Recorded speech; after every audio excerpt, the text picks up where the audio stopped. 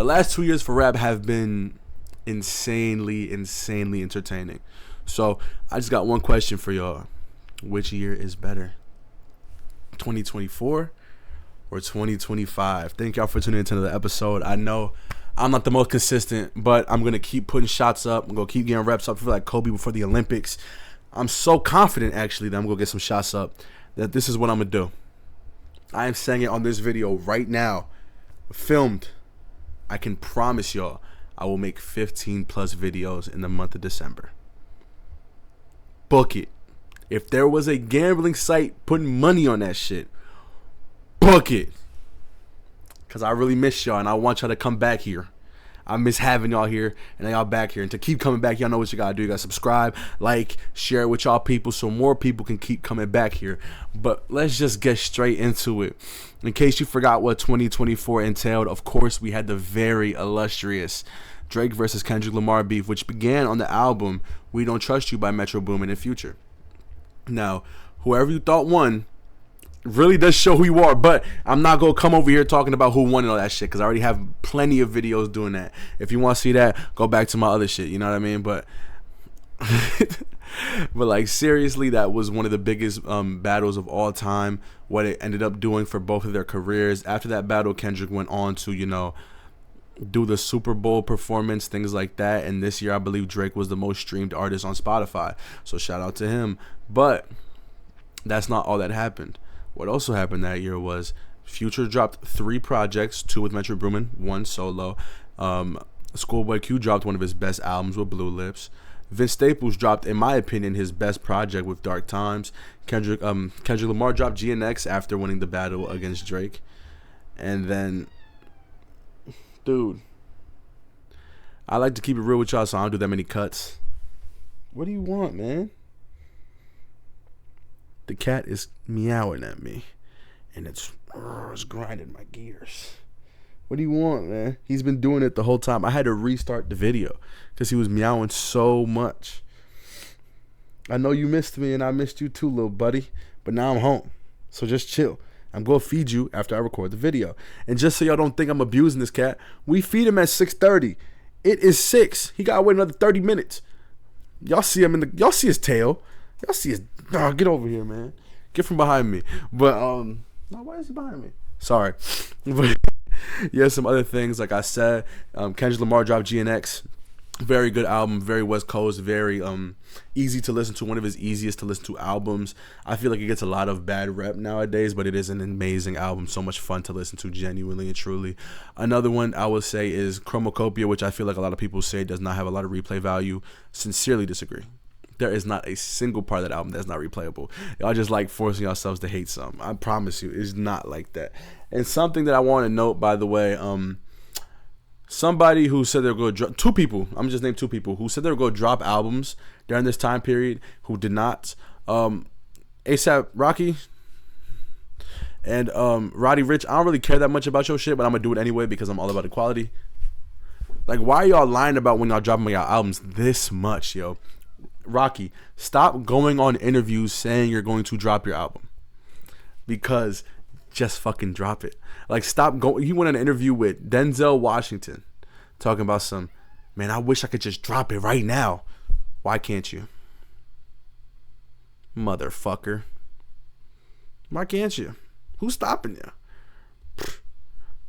Rihanna? Like, what the fuck? What is stopping you from dropping this album? But I'm not going to get into that. 2025 has had a lot of great drops, just so y'all can know. But first, I'm going to stop doing it off the top of my dome. I'm going to show y'all exact proof. First things first, let's start with 2024.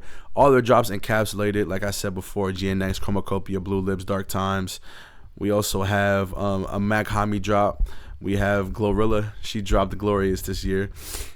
Denzel Curry dropped. Freddie Gibbs dropped You Only Die Once. Rock Marciano dropped. Chief Keef dropped Almighty So Too. Lupe dropped Samurai. You know, there's a lot of stuff on this. Might Delete Later, which is very polarizing, by J. Cole. Still has some good takes on there, I'm not going to lie. American Dream by 21 Savage dropped. Don Toliver dropped. Gunna dropped. Eminem dropped his best album since like 2013, which isn't really saying much. I ain't gonna sit here and lie to y'all and act like I love that album because I think it's pretty mid, but it's still his best that he's dropped over his later career. Mavi dropped Shadowbox. I laid down my life for you by JPEG Mafia. If you're a Peggy fan, then yeah, you got that. You can enjoy that. Yeet dropped, Sa Baby dropped, Doechii dropped her biggest album, Ab-Soul dropped, like I said before, Future dropped 2 albums, Bodie James had a big year. I believe he dropped like 3 albums that year, or 3 projects. Very, very active, and you love to see it from these type of people. But yeah, when you encapsulate that type of music, that type of like volume of like good music dropping, while also mentioning the fact that there was like one of the biggest rap beefs ever at this time period, and then there was also a rapper who did the Super Bowl, which is probably one of the biggest events in America or like globally, really, once we get to this point right now. But like once we really put all that together, 2024 is really hard to beat. But I think 2025 has some hitters. It has some hitters. First things first, I think the best album out of the last 2 drops, out of the last 2 years, is in this year. And it is by Clipse with Let God Sort Them Out. I know a lot of people probably sour on this album later, which doesn't really make sense. I feel like it's aged like fine wine, man. I love this album. I love it. Alfredo 2, Alchemist, and Freddie Gibbs, amazing. Balloonerism, I did not want any more Mac Miller drops just because I don't really like Post Hominis music, but it hits. It's a great album. It encapsulates how he feels, and it's like a really beautiful piece of music by him.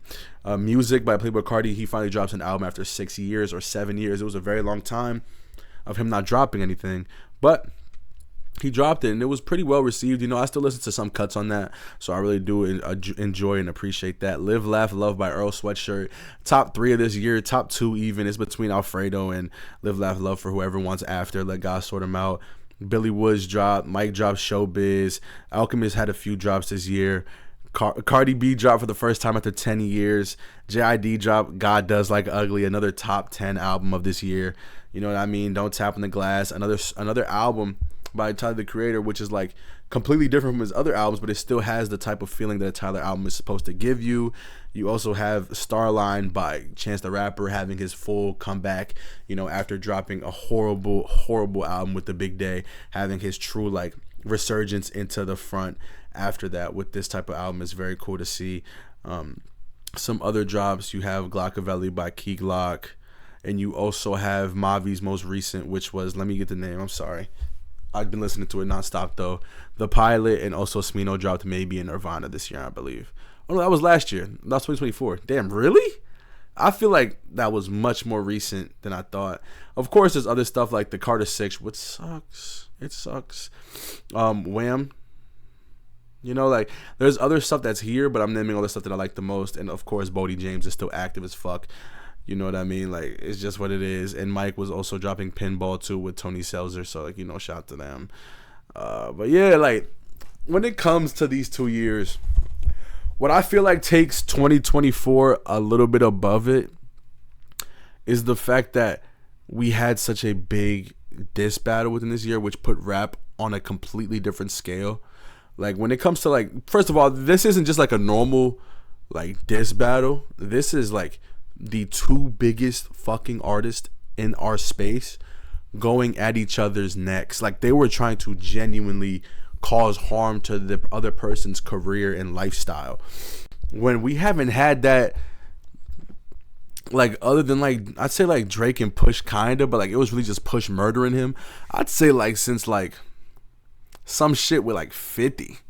You know what I mean? Like 50 Cent back in the day, or Jay-Z, and like no, to this scale, we haven't had anything to this scale since Jay-Z versus Nas. I can tell you that confidently. So it is so crazy to see that. We have to continue to applaud those two for even going for it, regardless to how you feel about like their angles within the beef.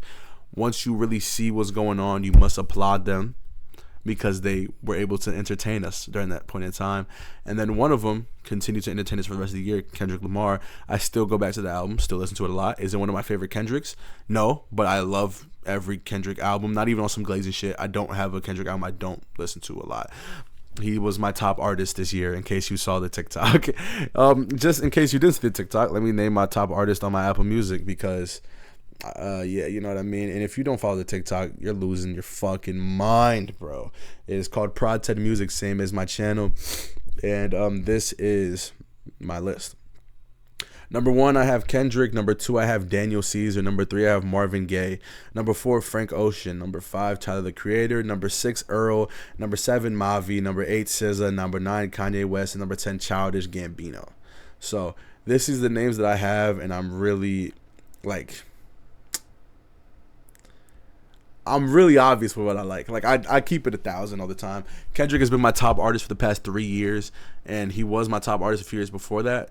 It's just that I went through a little weird phase. We'll talk about that later, probably in a different video. You know what? Let me know in the comments right now. I know it's completely off topic with the video idea, but if y'all would like to have like a video where I do something like I go through my last 7 years or so of my like Apple Music rap, because I don't use Spotify, I would 100% do that. Like, there's not a doubt in my mind I'd do that, and I'd explain everything I have going on in there. But there's always a artist or a person that I want to get into every year. I at least want to get into 1 or 2 new artists a year, because I feel like if I'm not really doing my due diligence, and I'm not really going into depth for what I want to do here and what I want to do with this channel. So I always just want to be 100% transparent with y'all when it comes to my list. It's gonna be very fucking weird, and I'm very fucking excited to look at it. I'm gonna be real. And even when I was younger, I was also in that type shit, because I never wanted to just stagnate within my like music taste or within what I want to do. You know what I mean? But yeah, 2025, y'all came through swinging this year, dropping a lot of great music. Oh yeah, also another thing that dropped was Jack Boys 2. Didn't stick for me, probably stick for other people, so shout out to y'all, but it didn't really stick for me. I will say that one shit where he goes skibbity bobbity bibbity bibbity bobbity bibbity bibbity whoa, I think it's called Shine. Shout out to him for, you know, paying homage. Did he do well? That's not really up to my interpretation. It's not my problem, to be honest, but shout out to him for showing love. Another thing I will say is, like I said before, 2024 does win for me just because of the simple like Drake versus Kendrick beef. But 2025 is an underrated rap year, and it will be viewed as that way for a very long time. Like in the next 4 years, we're like, wow, 2025 was a great follow-up to 2024. Like for what it was able to do and what we were able to accomplish as a genre, it's still very like important and pivotal. And I know people could be like, oh, this is the first year in so long since there was like a rap album or a rap song not in the top 100. And the reason why is because changes in the rules with Billboard, but like that's neither here nor there. I'm not gonna get nerdy with y'all, but let me know what y'all think in the comments below. Let me know what y'all feel about those years, or if there's a year that was a little recent as well, like another year in the 2020s that was better, because I think that these are the 2 best rap years of the 2020s, point blank. Like genuinely, because early in the 2020s it didn't really hit the same. There was a lot of different, like a lot of them were going for that Playboy Cardi feeling, and a lot of like the bigger artists other than like Drake, of course, were not really as active, so we were falling through a lot of like bad periods. There was of course good music still dropping. It was just more so like underground music, way more underground rap than like what you see now, where like a lot of mainstream fighters and players are really in this shit right now. But like I said, let me know which one y'all think is better. Let me know what y'all favorite album is of the 2020s or between those 2 years, because my favorite album of the 2020s is not within these 2 years. It is Mr. Morale, The Big Steppers. But we got some heavy hitters in the 2024-2025 committee. I must say, if I was to do like a competition where I pick 2 rap years of the 2020s, I would pick 2024 and 2025 every fucking time, and I would win every fucking time. You could put the 3 years before it. The 4 years actually, because 2020, 2021, 2022, and 2023. Put the 4 years before it against 2024 and 2025. I think that it would still win. But let me know how y'all feel about that. Remember, make sure to like, subscribe, share this with your friends, share this with your fam. You know what I say at the end of the video. Make sure you continue to watch. Like I said, 15 plus videos this month. I know you're probably saying, bro, it's December 9th. It's your first video of the month. Shut up. I'm locked the fuck in. I'll see y'all next time. I love y'all and peace.